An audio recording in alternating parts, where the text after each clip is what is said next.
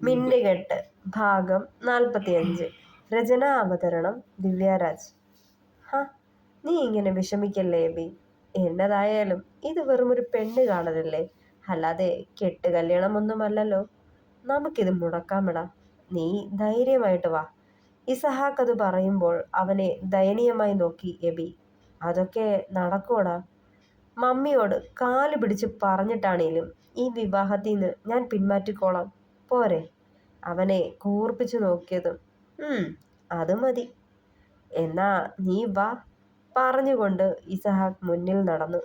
രണ്ടുപേരും അകത്തേക്ക് ചെല്ലുമ്പോൾ കാണുന്നത് കുരുവിളയോടും അന്നയോടും സംസാരിച്ചിരിക്കുന്ന സോഫിയയാണ്. അവരെ കണ്ടതും അവനൊന്ന് പുഞ്ചിരിച്ചു. ആ എബി, ഇരിക്കും മോനെ. ചെയറിലേക്ക് ചൂണ്ടി സോഫി അത് പറഞ്ഞതും വിളറിയ പുഞ്ചിരിയോടെ അവൻ ആ ചെയറിൽ ചെന്നിരുന്നു. മോളെ അമ്മാളു, ഇവർക്ക് ചായ എടുക്ക്. പിന്നിൽ നിന്ന് അമ്മുവിനെ നോക്കി അവരത് പറഞ്ഞതും തലയാട്ടിക്കൊണ്ട് നേരെ ആനിയുടെ അടുത്തേക്ക് ചെന്നു. വല്യമ്മച്ചിയുടെ റൂമിൽ ടെൻഷൻ അടിച്ച് ഇരിപ്പുണ്ടായിരുന്നവൾ തിടുക്കത്തിൽ ചെന്ന് അമ്മുവിനെ കണ്ടതെ ചാടിപ്പിടച്ചെണീറ്റു ആനി. അമ്മു, അവര് വന്നോടി? വെപ്രാളത്തോടെ ചോദിച്ചതും ആ വന്നു. നിന്നോട് ചായ കൊണ്ടു കൊടുക്കാൻ പറഞ്ഞു സോഫി ആൻറ്റി. നീ വേഗം വന്നേ, ദേ പിന്നാമ്പുറത്തൂടെ പോവാം, പയ്യെ പറഞ്ഞുകൊണ്ട് അവളുടെ കൈ പിടിച്ച് പിന്നാമ്പുറത്തൂടെ അടുക്കളയിലേക്ക് ചെന്നു. സൂസന്ന നേരത്തെ തന്നെ ചായയും പലഹാരങ്ങളും 2 ട്രേകളിലായി എടുത്തു വച്ചിരുന്നു. അത് കണ്ടതേ പെണ്ണിൻ്റെ നല്ല ജീവനങ്ങ് പോയി. അമ്മാളു, എനിക്കെങ്ങും വയ്യാടി അയാളുടെ മുന്നിൽ ചെന്ന് നിൽക്കാൻ. എബിച്ചായനും എന്നെ ഇഷ്ടമായിരുന്നെന്ന് ഇച്ചായൻ പറഞ്ഞു.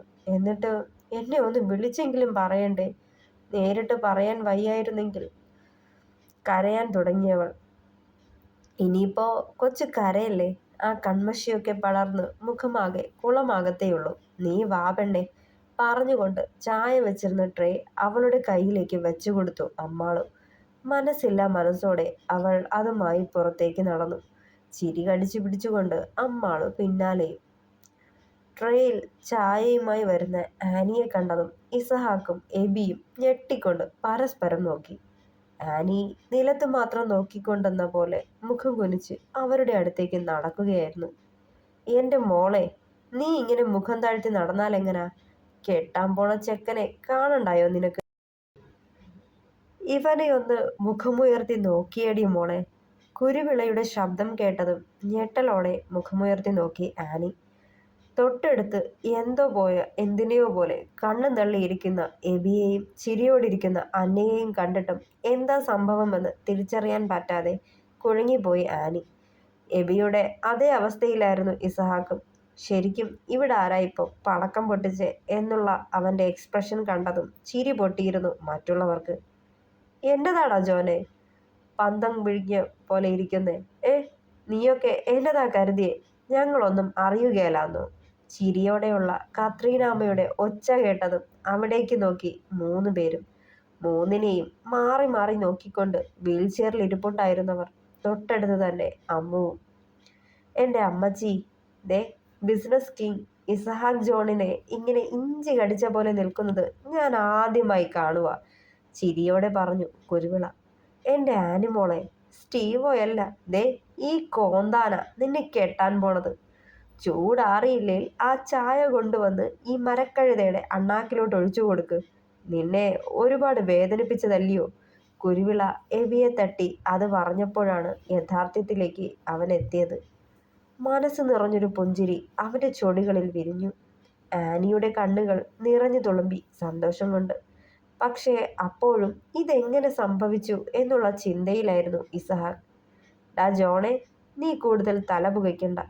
ഒരുപക്ഷെ ഇതൊന്നും ആരും ഇന്നും അറിയില്ലായിരുന്നു, എൻ്റെ മോള് പറഞ്ഞില്ലായിരുന്നെങ്കിൽ. കത്രീനാമ്മ അത് പറഞ്ഞുകൊണ്ട് അമ്മുവിൻ്റെ കൈ പിടിച്ചു മുത്തി. അന്ന് സ്റ്റീവോയുടെ പ്രപ്പോസലിൻ്റെ കാര്യം ഞാനിവിടെ അവതരിപ്പിച്ച ദിവസം അമ്മാളു എന്നെ കാണാൻ വന്നിരുന്നു. ആനിക്ക് ഈ വിവാഹത്തിന് ഇഷ്ടമല്ലെന്നും എബിയെയാണ് ഇഷ്ടമെന്നും പറഞ്ഞു. ജോണിനും അതറിയാമായിരുന്നെന്ന് പറഞ്ഞപ്പോൾ ഞാൻ ആകെ അമ്പരന്നു. എല്ലാം എന്നോട് തുറന്നു പറയുന്ന എൻ്റെ മോനെന്തേ ഇതെന്നിൽ നിന്ന് മറച്ചു വെച്ചു എന്ന് ചിന്തിച്ചു. ഞാൻ കുരുവിള ഇച്ചായനെ വിളിച്ച് കാര്യം പറഞ്ഞു. എബിയോട് ഇതേപ്പറ്റി ചോദിക്കാമെന്ന് ഇച്ചായൻ പറഞ്ഞു കോൾ കട്ടാക്കി. സോഫി അത് പറഞ്ഞുകൊണ്ട് കുരുവിളയെ നോക്കിയതും മതി സോഫി, ബാക്കി ഞാൻ പറയാം. സോഫി വിളിച്ചിങ്ങനെ ഒരു കാര്യം പറഞ്ഞപ്പോൾ അത് കള്ളമാവില്ലെന്ന് മനസ്സിലായി. എന്നാലും ഈ കോന്താനോടൊന്ന് ചോദിക്കണമല്ലോ എന്ന് കരുതിയ ഇവന്റെ റൂമിലേക്ക് ചെന്നത്. അവിടെ ചെല്ലുമ്പോൾ എൻ്റെ മോൻ ആരോടോ ഫോണിൽ സംസാരിക്കുക, ഒരുമാതിരി കരഞ്ഞ് പിഴിഞ്ഞ്. ഇവൻ എന്നാത്തിനാ കർത്താവേ കരയുന്നേ എന്നും പറഞ്ഞ് ഒളിഞ്ഞിരുന്ന് ഇവൻ ആരോടാ സംസാരിക്കുന്നതെന്ന് ശ്രദ്ധിച്ചു. അപ്പോഴല്ലേ രസം, ജോണിനോട് ഓരോന്നും പറഞ്ഞ് കരയുക. ഇഷ്ടമുണ്ടായിട്ടും ഉള്ളിൽ വെച്ച് അവളെ കളിപ്പിക്കാൻ വേണ്ടി പറഞ്ഞതാന്നോ, കളി കാര്യമായെന്നോ എന്നൊക്കെ പറയുന്നത് കേട്ടപ്പോൾ കാര്യങ്ങൾ ഏതാണ്ടൊക്കെ പിടികിട്ടി. ഞാൻ സോഫിയെ വിളിച്ചു, സംഗതി സത്യമാന്ന് പറഞ്ഞു. എന്നാ പിന്നെ മൂന്നും കൂടി നമ്മളെ ഇത്രയും നാൾ പറ്റിച്ചതല്ലേ, അതുമാതിരി ഇവരെയും ഒന്ന് പറ്റിച്ചാലോ എന്ന് തീരുമാനിച്ചു. പള്ളിയിലച്ഛനെ വിളിച്ച് കാര്യങ്ങളൊക്കെ ഞാൻ പറഞ്ഞു. ബാക്കി നടന്നതൊക്കെ ഞാൻ പറയണ്ടല്ലോ, ചിരിയോടെ പറഞ്ഞു കുരുവിള. ഇസഹാക്കിൻ്റെയും എബിയുടെ മുഖത്ത് അമ്പരപ്പ് മാറി ചമ്മിയ മുഖത്തോടെ ഇളിച്ചു കാട്ടി. ആനി ചായ കൊണ്ട് ടേബിളിന് മുകളിൽ വെച്ചിട്ട് സോഫിയെ ചെന്ന് മുറുകെ പുണർന്ന് കവിളിൽ ചുംബിച്ചു. പറയായിരുന്നില്ലേ മോളെ, നിനക്കിഷ്ടമല്ലാത്ത ഒരു വിവാഹത്തിന് ഈ മമ്മി മുൻകൈയെടുക്കുമോ? നിന്റെ ആഗ്രഹത്തിന് മമ്മി എതിര് നിൽക്കോ? ചോദിച്ചുകൊണ്ട് നെറുകിൽ ചുംബിച്ചു. ഇസഹാക്കിന്റെ കണ്ണുകൾ ഈ സമയം അമ്മുവിലായിരുന്നു. ഇടയ്ക്കെപ്പോഴോ അവളുടെ കണ്ണുകൾ അവൻ്റേതുമായി കൂട്ടിമുട്ടിയതും താങ്ക്സ് എന്ന് ചുണ്ടനക്കി ചിരിയോടെ. അമ്മു ചുണ്ടുകോണിച്ച് അവനെ ഒന്ന് കൂർപ്പിച്ചു നോക്കി തിരിഞ്ഞു കളഞ്ഞു. അത് കണ്ടതും ചെറുചിരി വിടർന്നു അവൻ്റെ ചുവടുകളിൽ വീണ്ടും. അപ്പോ ഇനി ഇനി ചോദ്യത്തിൻ്റെയും പറച്ചിലിൻ്റെയും ഒന്നും ആവശ്യമില്ല, എങ്കിലും ചോദിക്കുക. എടി മോളെ, നിനക്ക് ഞങ്ങളുടെ ഈ ചെക്കനെ വിവാഹം കഴിക്കാൻ എതിർപ്പൊന്നുമില്ലല്ലോ? നമുക്കിതങ്ങ് തീരുമാനിക്കാം അല്ലയോ? കുരുവിള അത് ചോദിച്ചതും തീരുമാനിക്കാൻ വരട്ടെ അങ്കിൾ. അങ്കിളിൻ്റെ ഈ മോനെ വിവാഹം കഴിക്കാൻ എനിക്ക് സമ്മതമല്ല. എൻ്റെ മനസ്സ് ഒരുപാട് വേദനിപ്പിച്ചതാ അങ്കിളിൻ്റെയും മോൻ. എബിച്ചായനെ വിവാഹം കഴിക്കാൻ എനിക്ക് സമ്മതമല്ല. വാശിയോടെ കണ്ണുകൾ അമർത്തി തുടച്ചുകൊണ്ട് പുറത്തേക്ക് പോയിരുന്നവർ. എല്ലാവരും ഞെട്ടലോടെ അവളെ തന്നെ നോക്കിയിരുന്നു. എടാ എബിയെ, ചെല്ലടാ, ചെന്ന് കൊച്ചിൻ്റെ കാലെ വീഴ്. നീയല്ലയോ എല്ലാം കൊണ്ട് ഇവിടെ വരെ എത്തിച്ചത്, എന്നിട്ട് കണ്ടില്ലയോ അവൻ്റെ ഇരിപ്പ്? അവനെ തറപ്പിച്ചു നോക്കി കുരുവിള. എബി ഉടനെ ഇസഹാക്കിനെ നോക്കി. ചിരി കടിച്ചു പിടിച്ച് നിൽക്കുന്നവനെ കണ്ടതേ കാലിപ്പിൽ നോക്കിക്കൊണ്ട് എഴുന്നേറ്റ് പുറത്തേക്ക് നടന്നു. ആനിയെ മുറ്റത്തെങ്ങും കാണാഞ്ഞ് ഗാർഡനിലേക്കൊന്ന് പാളി നോക്കി. ഗാർഡനിലെ കൽബെഞ്ചിലിരുന്ന് കരയുകയായിരുന്നവൾ. അവൻ വേഗം അവളുടെ അടുത്തേക്ക് ചെന്ന് തൊട്ടടുത്തായിരുന്നു. അവൻ്റെ സാമീപ്യം മനസ്സിലാക്കിയിട്ടും ആനി അവനെ മുഖമുയർത്തി നോക്കിയില്ല. ആനി കുറച്ചു നേരം അവളെ തന്നെ നോക്കിയിരുന്നിട്ടും തന്നെ ഒന്നും നോക്കുന്നത് കൂടിയില്ലാന്ന് കണ്ട് വിളിച്ചു. എന്താ? കുറച്ച് കനത്തിൽ ചോദിച്ചവൾ.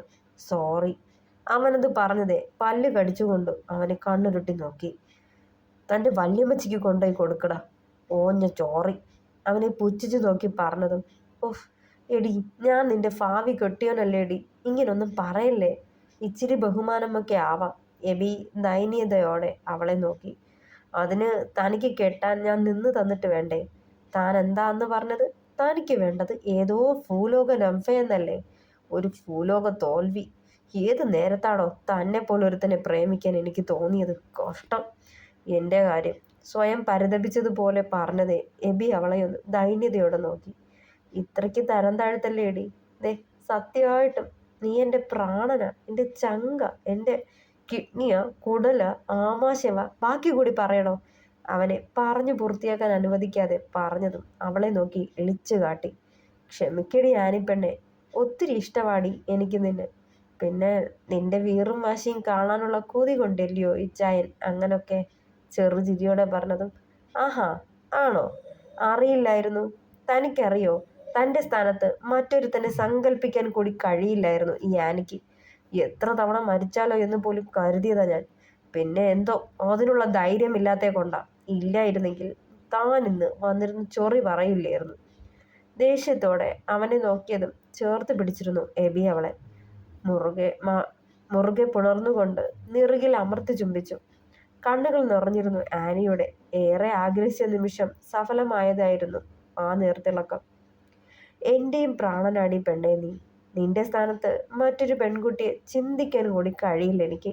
അവളുടെ നിറഞ്ഞ കണ്ണുകൾ അമർത്തി തുടച്ചുകൊണ്ട് നെറുകിൽ ചുംബിച്ചു എബി. പിന്നെയും എന്തിനയച്ചായ എന്നെ വേദനിപ്പിച്ചത്? ഒരുപാട് നീറിയിട്ടുണ്ട് ഞാൻ. ഒരിക്കലെങ്കിലും പറയാൻ മേലായിരുന്നു എന്നെ ഇഷ്ടമാണെന്ന്. ഒരുപാട് കൊതിച്ചതല്ലേ ഈ നാവീന്ന് അതൊന്ന് കേൾക്കാൻ. ഇടറിയിരുന്നു അവളുടെ ശബ്ദം. ഒന്നും പറയാൻ കഴിഞ്ഞില്ല എബിക്ക്. മതിവരാതെ അവളെ ചേർത്ത് പിടിച്ച് നെറുകിൽ ചുംബിച്ചു കൊണ്ടിരുന്നവൻ അന്നേരവും. ഞാൻ കരുതി ഒരിക്കലും എന്നെ സ്നേഹിച്ചിട്ടില്ലെന്ന്.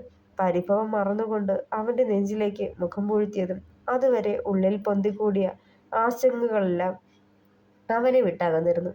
ദീർഘമായി ഒന്ന് നിശ്വസിച്ചുകൊണ്ട് അവളുടെ നിറകിൽ തലോടിക്കൊണ്ടിരുന്നു എബി.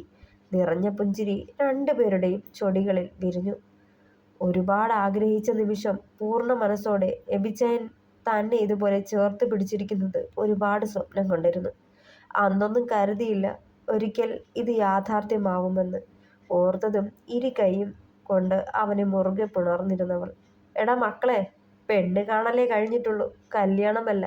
തരം കിട്ടിയാൽ രണ്ടും കൂടി ഹണിമൂണിന് വേണേലും പോവും അല്ലയോടാ? കുരുവിളയുടെ ഉച്ചത്തിലുള്ള ശബ്ദം കേട്ടതും ഞെട്ടിപ്പിടിച്ചുകൊണ്ട് രണ്ടും അകന്നു മാറി. ഒന്നിളിച്ചു കാണിച്ചവൾ. ഇളിക്കണ്ട എടി മോളെ, ഇവൻ നിന്നെ കുറെ വെറുപ്പിച്ചതല്ലയോ? നീ ഇത്ര പെട്ടെന്ന് രമ്യപ്പെടണ്ടായിരുന്നു. കുറച്ചു കാലം വട്ടം ചുറ്റിച്ചേച്ച് മതിയായിരുന്നു. ചിരിയോടെ പറഞ്ഞതും. പപ്പ, ഇത് കുറച്ച് കഷ്ടമാന്നേ. ഞാൻ എങ്ങനെയും അവളുടെ പിണക്കമൊന്ന് മാറ്റി വരുക അപ്പോഴാ, അല്ലാതെ വേറൊന്നുമല്ല. ചെറിയ ചമ്മലോടെ അവൻ പറഞ്ഞതും. ഉവ്വ ഉവ്വ എൻ്റെ മോനെ, എനിക്ക് നല്ലോണം അറിയാലോ നിന്നെ. 7ാം ക്ലാസ്സിൽ മതിൽ ചാടി ലവ് ലെറ്റർ കൊടുക്കാൻ പോയവനാ. പീറ്ററിന്റെ വീട്ടിലെ പട്ടിയുടെ കടിയും കൊണ്ട് പൊക്കിളിന് ചുറ്റും ഇഞ്ചക്ഷനും എടുത്ത് കിടന്നവനല്ലേടാ നീ. കുരുവിള ചിരിയോടെ അത് പറയുമ്പോൾ ആനി എബിയെ ഒന്ന് കൂർപ്പിച്ചു നോക്കി. ആകെ ചമ്മി വിയർത്തിരിപ്പുണ്ടായിരുന്നവൻ ഒന്നിളിച്ചു കാട്ടുക മാത്രം ചെയ്ത്. ശോ, ഈ പപ്പ. ആനിയെ നോക്കിയതും കലിപ്പിൽ നോക്കിയിരിപ്പുണ്ടായിരുന്നവൾ. എത്ര മതില് ചാടി താൻ? അവനെ കൂർപ്പിച്ചു നോക്കിയതും. ആ ഒരൊറ്റ എണ്ണമേ ചാടിയുള്ളൂ. മാതാവാണേ സത്യം. വീണ്ടും ഒന്നിളിച്ചു കാണിച്ചു. അയ്യ, എന്ത് കൂളായിട്ടാ പറയുന്നത്. എന്നിട്ടല്ലേ ഞാൻ തൻ്റെ പിന്നാലെ നടക്കുന്നതിൽ ഒരുമാതിരി വർത്താനമൊക്കെ പറഞ്ഞ് നാണം കെടുത്തിയത്. അതിനും ഇളിച്ചു കാണിച്ചവൻ. അല്ലെങ്കിലേ അവസാനം ഇത് ഞാൻ ആ പെണ്ണിന് ലവ് ലെറ്റർ കൊടുത്തോ? ആനി കുരുവിളയോട് തിരക്കി. എവിടെ? അതിനു മുന്നേ ഇവനെയും ഇവന്റെ പോക്കറ്റിൽ കിടന്ന കത്തും ആ വീട്ടിലെ ചാവാലിപ്പട്ടി കടിച്ചു പറിച്ചില്ലായോ? ചിരിയോടെ അയാൾ പറഞ്ഞതും ചിരി പൊട്ടിയിരുന്നു ആനിക്ക്. കുരുവിളയെ നോക്കി കണ്ണുരുട്ടുകയായിരുന്നു എബി അപ്പോൾ. തുടരും.